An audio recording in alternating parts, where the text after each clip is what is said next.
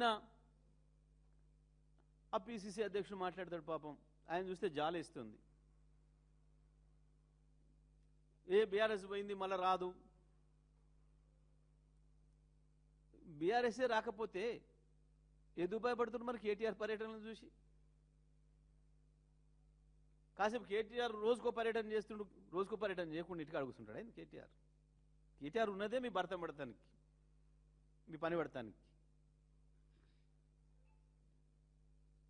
BRS వస్తుందో రాదో పక్కన పెట్టి కానీ మొట్టమొదటి నీ పదవి ఎన్ని రోజులు ఉంటుందో చూసుకోవాలి పిసిసి ప్రెసిడెంట్.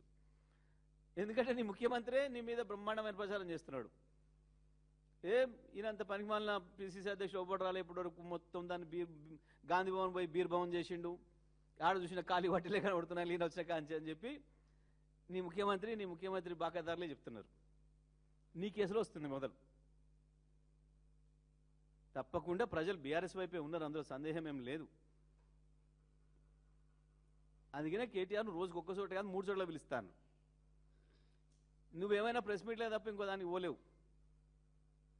నీ ముఖ్యమంత్రి ఏమో అధికారులు తీసుకొచ్చిన మందిని చూసి మందితో ఉపన్యాసం బూతులు మాట్లాడి రావాలి పోయి. ఇక బీఆర్ఎస్ బీజేపీ ఒకట, బీజేపీ హైబ్రిడ్ కాంగ్రెస్